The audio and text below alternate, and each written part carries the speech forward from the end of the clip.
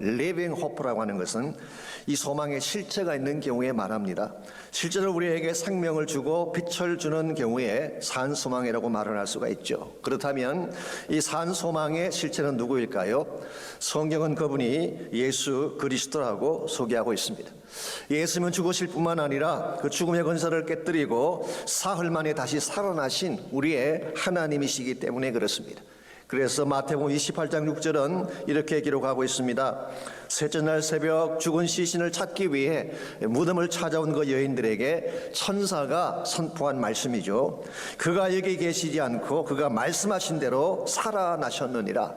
와서 그가 누우셨던 것을 보라. 인간은 예수님이 돌아가신 줄 알고 시신을 찾기 위해 무덤을 갔는데 무덤 안에 가보았더니 주님은 거기 계시지 않고 살아나셨다는 것입니다. 여기에 우리의 참 소망이 있습니다. 예수님만이 죽음을 깨뜨리신 유명한 분이기 때문에 그분께 나아갈 때에 우리 모두도 생명을 얻을 수 있게 되는 것입니다. 이분 앞에 나아갈 때에 어둠의 권세가 깨어지게 되고 이 예수님께 나아갈 때에 우리의 모든 상처와 허물까지도 치유를 받고 새 사람으로 회복되는 것이 가능한 것입니다. 왜냐하면 그분은 살아나셨을 뿐만 아니라 지금도 우리 안에 살아계신 living hope, 산 소망이시기 때문에 그렇습니다. 그러므로 어떤 깨어진 인생이라고 할지라도 어떤 상한 인생이라고 할지라도 이 주님께로 나아가기만 하면 return to the Lord, 주님께 나아가기만 하면 다시 회복이 일어나고 새 삶을 사는 것이 가능해지는 것입니다. 오늘 우리들 가운데에 회복이 필요하지 않은 인생이 있을까요? 저는 아무도 없다고 생각합니다. 누구나 상하고 무너진 삶의 현실이 있기 때문이죠. 특별히 여러분과 저는 지난 1년 동안 팬데믹이라고 하는 정말 전대미문의 그런 고통을 통과해 왔습니다. 많은 분들이 아파하고 절망을 경험했습니다. 창살 없는 감옥 같은 상황 앞에서 어떤 분들은 답답한 마음을 호소하기도 하고 우울증과 탈진 현상으로 신음하는 분들이 많이 계셨습니다. 어떤 분들은 가정의 위기나 관계성의 아픔 때문에 고통스러워하기도 했습니다. 경제적인 어려움 때문에 가게가 문을 닫고 일터를 잃어버린 분들도 많이 계시잖아요. 심지어 어떤 분들은 육신의 질병 때문에 아픔의 날들을 보내기도 했습니다. 이와 같이 깨어지고 상한 심령들에게 필요한 것이 recovery, 회복인 것입니다. 우리가 살고 있는 이 사회에도 저는 회복이 필요하다고 생각합니다. 깨어진 부분이 너무나 많기 때문에 여러분이 한번 지난 1년을 회고해 보십시오. 미국 전체가 케이아스와 혼란으로 힘들어하지 않았습니까? 전 지금까지 미국 생활하면서 통금 시간을 가진 것은 이번이 처음이었어요. 한국에도 지금은 통금 시간이 없는데 자유맹주국이라는 미국의 커퓨를 경험했다는 것이 참 놀라운 일입니다. 뿐만 아니라 지금도 진행 중에 있는 hate crime, 인종정오 범죄 같은 것, 총기 사건, 마약, 동성애 등 정말 미국 전반이 무너지는 듯한 현실을 보고 있지 않습니까? 이와 같은 미국 사회에 필요한 게 뭘까요? recovery, 회복이 필요한 것입니다. 심지어 우리가 속해 있는 교회에도 회복이 필요합니다. 왜냐하면 언제부터인가 복음이 식어가고 영성이 침체되어져 가고 있기 때문에 하나님의 교회에도 회복이 필요한 것입니다. We all need recovery. 자, 문제는 이와 같은 회복을 우리가 다 얻어야 되는데 어디로 가야지 참된 회복이 가능하냐는 것입니다. 아무리 회복을 열망하고 소원한다고 할지라도 바른 회복의 원천을 찾지 못한다면 우리는 회복을 경험할 수가 없습니다. 우리 인생의 모든 침체와 절망을 깨뜨리고 여러분 삶 속에 참된 회복의 소망을 줄 수 있는 분이 누구일까요? 성경은 그분을 예수 그리스도라고 소개하고 있습니다. 말씀드린 것처럼 그분은 유일하게 사망 권세를 깨뜨리고 다시 사신 living Christ, 살아있는 하나님이시기 때문에 그렇습니다. 어떤 개인이건 어떤 민족이건 어떤 공동체이건 그분에게로 돌아가기만 하면 생기를 얻고 회복할 수가 있습니다.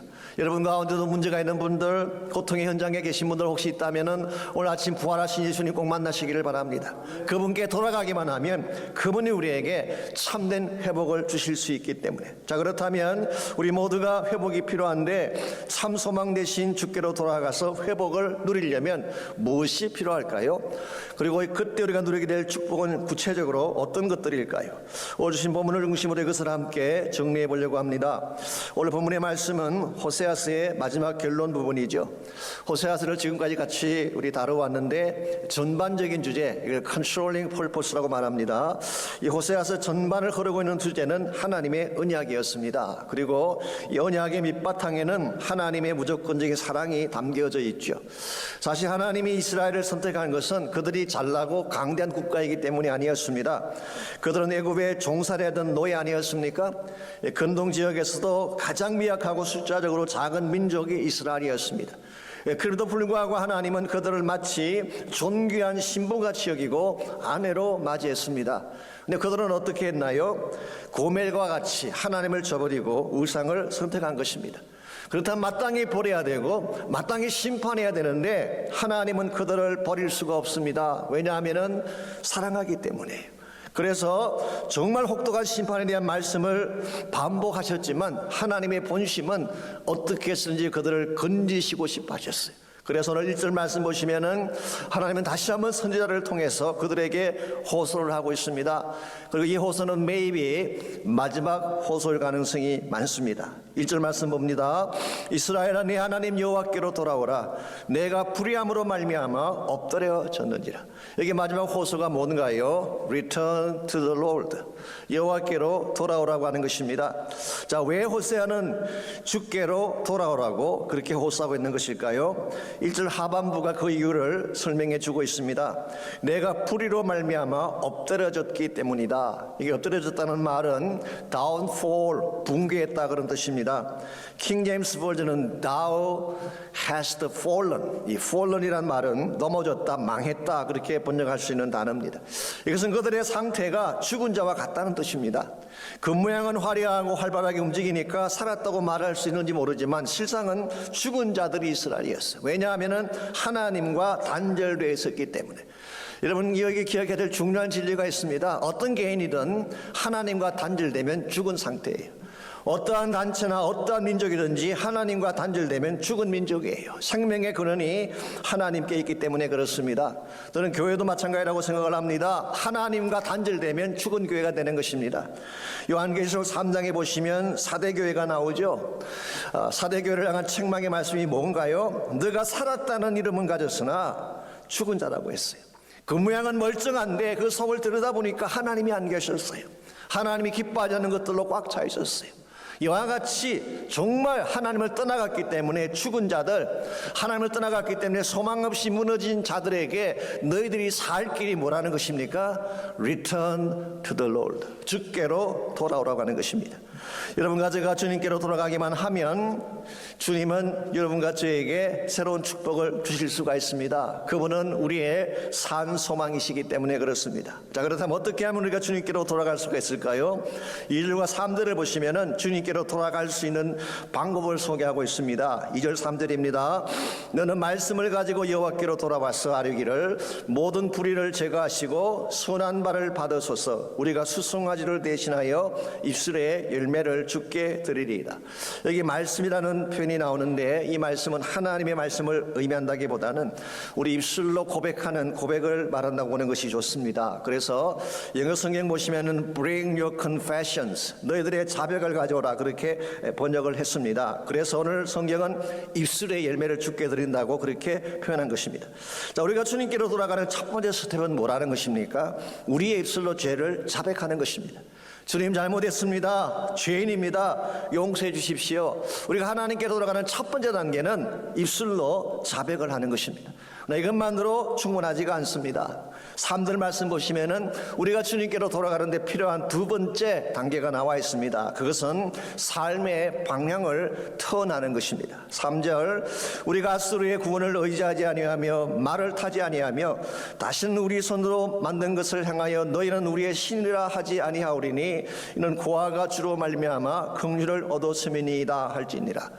그동안 아수르를 향해 손을 내밀었는데 더 이상 아수르를 의지하지 않겠다는 것입니다. 그동안 손으로 만든 우상을 신이라고 경배를 했는데 더 이상 우상에게 절하지 않겠다는 것입니다. 쉽게 정리하면 세상을 향했던 나의 마음, 이 금송아지를 향했던 나의 마음을 돌이켜서 주님께로 나가겠다는 것이죠. 이것을 우리는 회개라고 부르는 것입니다. 회개라고 하는 것은 방향을 바꾸는 것입니다. 내 삶의 디렉션을 주께로 향하는 것입니다. 나의 마음의 방향을 주님께로 돌리는 것입니다. 이와 같이 이스라엘 백성이 주께로 돌아오게 되면 하나님 어떤 축복을 그들을 향하여 주실까요? 5절 말씀 보시면 나와 있습니다. 그가 백합화와 같이 피겠고 레바논 백향목같이 뿌리가 박힐 것이라고 했어요. 다시 예전의 영광과 예전의 아름다움을 회복하고 백향목처럼 뿌리가 견고한 나라로 세우시겠다는 것입니다. 사실 그동안 이스라엘은 불모지와 다를 바가 없었습니다. 하나님을 떠나갔기 때문에 그래요. 죄악 때문에 생명의 근원이 끊어졌기 때문에 이스라엘은 황폐한 불모지와 같았습니다. 에스겔의 표현을 빌리자면 생기를 잃어버린 마른 뼈다귀가 이스라엘의 현주소였습니다. 근데 하나님 말씀하시기를 다시 꽃이 피어나고 새 생명의 열매가 맺힐 것이다 라고 말씀하고 있어요. 어떻게 했을 때에? 주께로 돌아갔을 때. Return to the Lord. 저는 여기에 부활의 생명력이 있다고 생각을 합니다. 죽은 자가 다시 살아나는 것, 마른 뼈다귀가 생기를 얻는 것, 죽었던 민족이 다시 일어나 하나님 나라의 군대가 되는 것, 이걸 우리는 부활 사건이라고 보는 거예요. 그렇다면 이 부활의 실체는 누구일까요? 오늘 본문을 비롯해서 구약 성경이 예고하고 있는 모든 부활 사건의 주인공은 누구일까요? 바로 예수 그리스도이십니다. 지난주일 설교 때 제가 소울의 권세에서 우리를 속량하신 것이 예수님의 십자가였다고 소개를 해드렸는데요. 오늘 본문에서 메마른 땅에 백합꽃을 피게 할 능력, 이게 바로 부활하신 예수님의 생명력이라고 부를 수가 있습니다. 실제로 예수님은 지금부터 2000년 전에 무덤에 갇히셨어요. 십자가 체형을 당하시고 죽으신 것입니다. 그랬는데 셋째 날 무덤을 깨고 부활하셔서 지금도 살아 계십니다. 그리고 다시 오셔서 온 땅을 회복하시고 하나님 나라를 세우실 산 소망이 예수 그리스도인 것입니다. 여러분과 제가 이 예수님을 만날 때에, 예수 그리스도의 부활의 능력을 체험할 때에 어떤 상태까지 내려갔을지라도, 우리 삶이 아무리 황폐하고 깨어져 있을지라도 다시 꽃이 피는 영광된 인생으로 회복될 수가 있는 것입니다. 여러분, 부활의 예수님을 만나셨는지요? 아니면 이렇게 질문하는 게 어떨지 모르겠습니다. 진짜 예수님이 부활했다고 믿고 계시는지요? 사실 부활을 믿지 않는 분들이 많이 계세요. 어떤 분들은 예수님의 부활을 픽션이라고, 소설 같은 이야기라고 설명하는 분들도 있습니다. 어떤 신학자는 부활은 신화다, 미살러지, 신화다, 그렇게 설명하는 유명한 학자도 있습니다. 막연한 기적이다, 막연한 기대다, 가정이다, 그렇게 말하는 분들이 많이 계세요. 그러나 그 사람들이 뭐라고 말을 하든지 성경은 예수님이 실제로 부활하셨음을 말씀하고 있어요. 부활은 historical fact예요. 누구도 부인할 수 없는, 그리고 지금도 살아계신 예수 그리스도, 여러분이 이 부활하신 예수를 만나고 그 부활의 능력이 여러분 삶 가운데 임하기 시작하면 변화가 일어나기 시작하고 새 삶의 축복이 주어지게 되는 것입니다. 여러분과 제가 진실로 부활하신 예수를 만나고 그분 안에 거하게 되면 우리가 어떤 복을 누리게 될까요? 오늘 본문에 보시게 되면 주께로 돌아왔을 때 비로소 누릴 수 있는 세 가지 축복이 오늘 본문에 소개가 되어 있습니다. 첫 번째로 우리가 주께로 돌아오게 되면 관계성이 회복되는 축복, 하나님과의 깨어진 관계가 회복이 되는 것입니다. 4절 말씀 보겠습니다. 그들이 여호와께로 돌아왔을 때 누리게 될 첫 번째 축복을 이렇게 소개하고 있습니다. 내가 그들의 반역을 고치고 기쁘게 그들을 사랑하리니 나의 진노가 그에게서 떠났음이니라 했습니다. 이게 반역이라고 하는 말, rebellion, 대적하는 마음을 말하죠. 개역 한글에서는 이것을 패역이라고 번역을 했습니다. 하나님께 되어드는 사악한 반항심을 말하는 것입니다. 사실 이것이 하나님과 우리 사를 가로막는 장벽이 되었죠. 하나님 앞에 반역하고 패역한 마음을 가지고 있는데 어떻게 하나님이 우리에게 다가오실 수가 있겠습니까? 그래서 하나님은 먼저 너희들의 반역을 치료해 주겠다, 악한 마음, 상한 마음을 먼저 고쳐주겠다는 것입니다. 이걸 치유하게 되면 그 다음 단계가 뭔가요? 기쁘게 그들을 사랑하게 될 것이다. freely, willingly 그들을 사랑할 것이라고 말씀하고 있습니다. 사실은 하나님의 사랑은 언제나 흐르고 있었죠. 항상 거기에 계셨습니다. 그런데 그들의 죄악 때문에 그 사랑이 막혀 있었던 것입니다. 근데 이제 그 죄악을 처리하고 나면 다시 하나님의 사랑이 흐를 것을 약속한 것입니다. 여러분, 우리 심령 가운데에 하나님의 사랑이 임하고 이 사랑을 누리며 산다는 것이 얼마나 큰 축복인지 아십니까? 사실 우리 인생의 모든 문제는 이 사랑의 결핍에서 온다고 말할 수가 있어요. 자녀들이 빗나가는 것 사랑의 결핍 때문입니다. 자존심이 상실되고 쉽게 상처받는 것 사랑의 결핍 때문에 그런 것입니다. 이런 의미에서 다른 모든 것을 다 가져도 사랑이 없으면 고아가 되는 것입니다. 항상 고독하고 외롭고 버림받은 존재처럼 살게 되는 이유, 이게 바로 사랑 없는 인생의 현실입니다. 실제로 오늘 본문의 이스라엘 백성이 그동안 그런 모습으로 살아왔던 것 같습니다. 3절 하반부를 잠깐 보시면 그들이 아스루와 우상 숭배에서 돌아서면서 이런 고백을 했습니다. 이는 고아가 주로 말미암아 긍휼을 얻어매니이다. 영어 성경 보시면은 In you alone, 당신 안에만, 주님 안에만 the fatherless find compassion. 이 fatherless라고 하는 것이 바로 고아를 말하는 것입니다. 아버지 없는 자가 그때 비로소 참 사랑을 발견하게 된다. 이런 고백을 했어요. 그동안 이스라엘 백성은요, 철없는 어린아이처럼 아수르를 따라다녔습니다. 그리고 이방 신들을 섬기며 살아왔죠. 그랬는데 정말 그들이 어려운 일을 당할 때에 그들이 이스라엘을 도왔나요? 이스라엘을 품어주고 상처를 치유해 주었나요? 그렇지 않았습니다. 아수르를 포함해서 모든 이방 땅에 있는 신들은 압제하는 자들이었어요. 탈취하는 자들이었어요. 오히려 그들을 짓누르던 것입니다. 이와 같이 하나님 떠난 가운데에 탈취당하고 짓누르고 빼앗기던 이스라엘 백성이 주님께 돌아와 보니까 주님 안에 그들이 그토록 갈망하던 사랑이 있더라는 것입니다. 이게 대단한 축복입니다. 여러분, 세상은 여러분과 저에게 참 사랑을 줄 수가 없습니다. 세상이라고 하는 것은 아신 대로 조건적인 사회 아닙니까? 이익 따라 움직이는 사회 아닙니까? 우리에게 진정한 차원의 사랑을 줄 수가 없는 것입니다. 여러분이 그래서 세상 믿고 따라다니게 되면 언젠가 상처받을 수밖에 없는 것입니다. 그러나 하나님은 다릅니다. 우리 연약함을 아시고 우리의 부족함을 아시고 우리를 꼭 챙겨주시는 하나님, 어떤 상황이 벌어져도 우리의 손을 놓지 않고 책임져 주시는 분이 바로 여러분과 저를 사랑하시는 하늘 아버지이십니다. 그러므로 여러분이 이 하나님 아버지 사랑 안으로 들어와야지, 이 사랑을 실제로 체험해야지 상실했던 모든 것들을 회복하고 참된 차원의 행복을 갖게 되는 것입니다. 여러분 잘 아시는 영화 중에 닥터 지바고라는 영화가 있었죠. 이 닥터 지바고라는 것은 원래 원작자는 러시아 사람인데 주연 배우 오마 샤리프는 이집트 사람. 영화를 제작한 나라는 미국이었어요. 특이한 영화인데요, 엄청난 대작이었죠. 이 영화의 마지막 장면을 보면은 이 장군과 타냐라고 하는 어린 소녀가 대화하는 장면이 나옵니다. 장군이 묻습니다. 어떻게 하다가 아버지와 헤어지게 되었느냐? 그때 타냐가 대답을 합니다. 혁명의 와중이라 거리는 불이 나고 혼자 반 통에 그만 아버지를 잃어버렸습니다. 그때 장군이 타냐를 다그칩니다. 헤어지게 된 진짜 이유를 말이야. 그러자 타냐는 차마 입 밖에 내놓고 싶지 않았던 말을 토해내게 됩니다. 사실은 아버지가 손을 놓아버렸어요. 이 말을 들은 장군이 타냐에게 말을 하죠. 내가 너에게 사실을 가르쳐주마. 코마로프는 내 친아버지가 아니었단다. 너희 아버지는 닥터 지바고야. 그리고 한마디를 더 붙여줍니다. 만일 그가 너의 친아버지였더라면 아무리 거리에 불이 나고 혁명의 와중이라고 해도 절대 너의 손을 놓지 않았을 거야. 여러분, 여기에 진짜와 가짜의 차이가 있습니다. 가짜는 어떤 상황이 닥쳐오게 되면 잡았던 손을 놓칠 수 있는 거예요. 그러나 진짜 아버지는 그렇지 않습니다. 무슨 일이 일어나도 딸의 손을 놓지 않는 것이 아버지예요. 꼭 잡고 끝까지 책임지고 지켜주는 것이 진짜 아버지. 왜냐하면 그 딸을 사랑하기 때문에 그런 것입니다. 하늘 아버지도 마찬가지입니다. 환경이 아무리 악화되어졌다고 해도 하나님 아버지는 우리를 버리지 않습니다.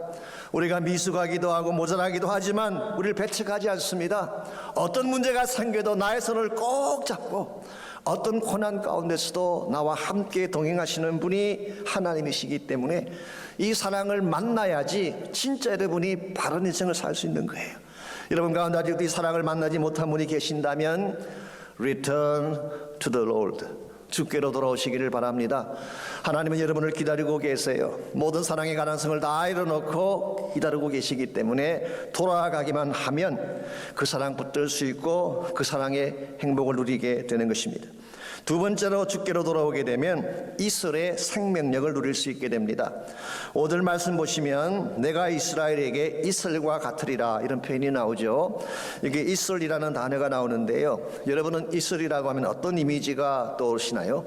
청초한 이미지, 마운틴 듀 같은 음료수, 우리 한국 등 같은 경우는 참이슬, 참이슬은 진로라고도 부르기도 합니다만은 제 같은 경우는 긴밤 지새고 풀잎마다 맺힌 진주보다 우리 김민기 씨가 만든 아침 이슬이 생각나기도 합니다만은 이스라엘 백성에게 있어서 이슬이라고 하는 것은 특별한 의미를 갖고 있었습니다.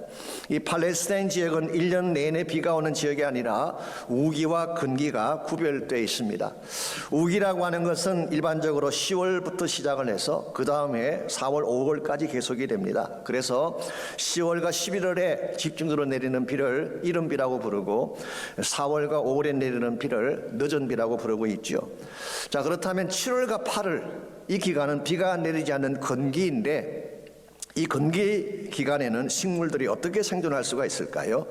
이때는 아침에 내리는 이슬을 먹고 식물이 자란다고 합니다. 특별히 작은 식물들, 연한 풀들은 이슬을 먹고 성장을 하는 것입니다.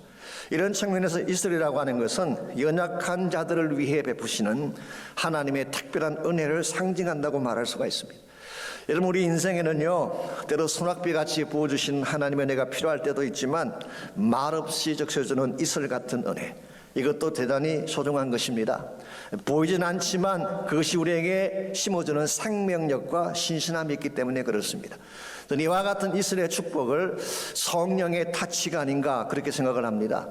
성령의 역사라고 하는 것은 때때로 신비롭고 비밀스러울 때가 많기 때문에 그렇습니다. 하나님은 능력의 하나님이시죠. 창세기 1장에 나타난 하나님은 엘로힘, 천지를 창조하시고 우주를 다스리시는 파워풀한 하나님이 우리 하나님이에요. 그런데 때때로 그 하나님은 이슬같이 우리 심령 가운데 임하셔서 나를 만나주시고 나에게 비밀스러운 복을 부어주시는 하나님, 참 얼마나 이슬이 귀한지 모르겠어요. 여러분의 삶 가운데 혹은 이스라엘 백성에게 이슬 같은 은혜가 임하면 어떤 복이 주어지게 될까요? 5절에서 7절을 보시면은 이슬이 가져올 영적 생명력을 이렇게 소개하고 있습니다. 첫 번째로 5절 말씀, 그가 백합화와 같이 피어나리라. 여기서 그는 이스라엘을 말합니다. Israel will blossom like lily. 이스라엘이 마치 백합처럼 피어나게 되리라. 이것은 황무지같이 죽었던 그 땅에 맑고 청아한 생명의 꽃이 피어남을 의미하는 것입니다. 여름 비를 많이 맞고 화원에 피어는 꽃도 아름답지만요, 이슬을 맞으면서 피어난 사막의 백합꽃도 신비롭고 아름답다는 사실을 아십니까? maybe 그래서인지 모르지만 마태복음 6장에 보시면은 예수님께서 솔로몬의 모든 영광이 들의 백합꽃보다 못하다 그런 말씀하셨는데, 들판에 피어있는 백합꽃, 사막에 피어있는 백합꽃, 이건 하나님이 주신 특별한 은혜의 꽃이에요.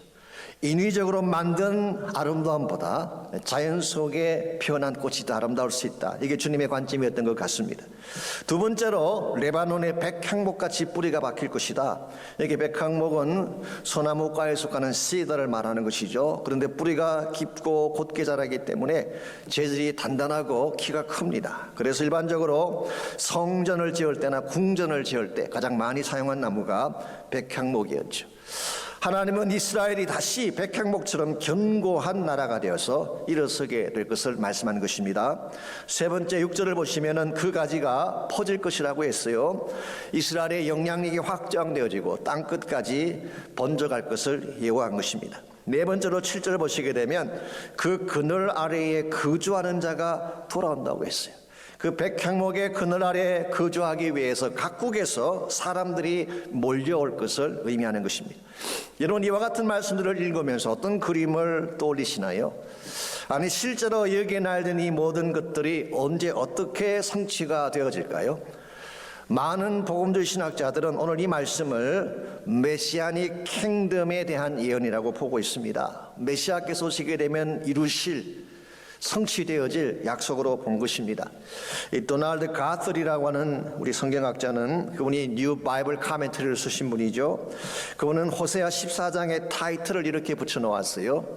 The Gospel of Grace, 은혜의 복음. 그리고 The Beauty of New Ephraim, 새 에브라임의 아름다움, 그렇게 타이틀을 붙였습니다. 이것이 의미하는 바가 뭘까요? 오늘 이 말씀은 단순히 이스라엘 백성만을 위한 말씀이 아니라는 거예요. 장차 예수님께서 오시게 되면 실제로 이루어지게 될 복음의 나라 역사를 예고한 것입니다. 여러분, 우리는 여기에서 장차 일어날 부흥의 생활을 볼 수 있어야 됩니다. 복음의 꽃이 피어나고 사랑의 향기가 온 땅을 진동하면서 마치 길게 뻗어나가는 가지처럼 열방을 향해 하나님 나라가 이루어지는 꿈을 볼 수 있어야 돼요. 그래서 온 열방이 주께로 돌아와서 춤추며 찬양하는 그날을 바라보면서 달려가야지 우리가 바른 사람으로 쓰임받게 되는 것입니다. 이와 같이 찬란한 영광이 된 회복이 바로 오늘 본문에 주께로 돌아갔을 때 하나님이 주실 축복인데요. 그런데 이와 같은 모든 축복은 우리 힘만으로 이루어지지 않습니다. 어떻게 할 때 이런 축복의 열매가 가능할까요?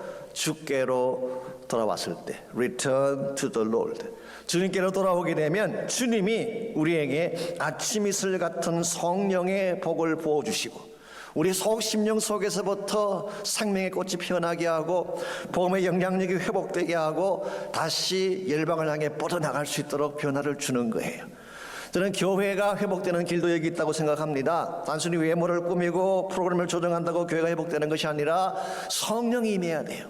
이슬 같은 성령이 우리 온 교회당을 적시기 시작할 때에 예배도 회복이 되고 삶도 회복이 되고 복음의 역사도 일어나게 되는 것입니다. 오늘 많은 한국 교회가 침체기를 겪으면서 좀 비관적인 생각하는 분들이 많이 계세요. 이젠 끝났다, 이제 희망이 없다, 그렇게 비관적으로 평가하는 분들이 계시는데요. 저는 이와 같은 자세가 제 개인적으로는 바람직하지 않다고 생각을 합니다. 왜냐하면 복음의 역사는 얼마든지 다시 일어날 수가 있기 때문에. 실제로 제가 지난달 생명의 삶을 보니까 터키에서 오신 선교사님 한 분에 대한 이야기가 있었어요. 일선에서 목숨 걸고 복음 전하다가 한국에 들어와 보니까 한국 교회 안에 패배의식이 가득 차 있더래요. 한국 교회는 끝났다, 이제 복음 전해도 소용이 없다, 이런 비관주의적인 사고가 꽉 차 있는데 이 선교사님 마음에 오기가 생기더래요. 진짜 대한민국에서는 복음 전도가 안 되는가 오기가 생겨서 이걸 확인해 보고 싶은 마음에 일부러 택시를 타고 다니면서 운전기사분들에게 복음을 전하기 시작했어요. 어떻게 됐을까요? 되더라는 것입니다. 복음 들은 그 운전기사분들이 눈물을 흘리면서 복음을 받아들이기도 하고, 심지어 어떤 분은 이렇게 말을 했다고 합니다. 자기 주변에 교회 다니는 사람도 많고 목사님들도 많이 계시는데 왜 자기에게 이런 복음을 전해주지 않았는지 모르겠다고. 여러분, 복음에 문제가 있는 게 아닙니다. 우리에게 문제가 있는 거예요. 복음은 예나 지금이나 똑같아요. 2000년 전에도 복음이고 지금도 스틸 복음이에요. 복음 안에는 하나님의 무조건적인 사랑이 있습니다. 십자가가 있어요. 복음 안에는 죽은 자도 살게 하는 부활의 능력이 있습니다. 여러분이 복음을 복음되게 하면 세상은 변하는 것입니다. 우리 힘으로 복음을 새롭게 만들 수 없지만 우리 안에 이슬 같은 성령이 임재하셔서 내 마음을 바꾸어 주시게 되면 다시 복음이 살아나는 거예요. 그때 교회가 회복이 일어나기 시작하고 참된 부흥의 아침이 시작이 되는 것입니다. 이와 같이 말라버린 인생, 절망한 인생이 주께로 돌아오게 되면 1차적으로는 하나님의 사랑을 누릴 수가 있게 됩니다. 두 번째는 이슬 같은 성령을 통하여 생기를 얻게 되고 회복을 갖게 되는 것입니다. 마지막 세 번째로 주께로 돌아오게 되면 상록수의 축복을 누릴 수가 있습니다. 이 말은 변치 않는 주님의 임재를 누리게 된다, 그런 뜻입니다. 8절 말씀 보겠습니다. 에브라임의 말이 내가 다시 우상과 무슨 상관이 있으리요 할지라 내가 그를 돌아보아 대답하기를 나는 푸른 잣나무 같으니 내가 나로 말미암아 열매를 얻으리라 하기라. 여기 보게 되면 나는 푸른 잣나무 같다, 하나님 자신을 푸른 잣나무라고 표현을 했는데요. 여기서 잣나무라는 이것은 여러분이 흔히 생각하는 그 잣나무가 아닙니다. 이 그린 파인 트리라고 번역을 했어요. 이 푸른 소나무를 말하는 것입니다.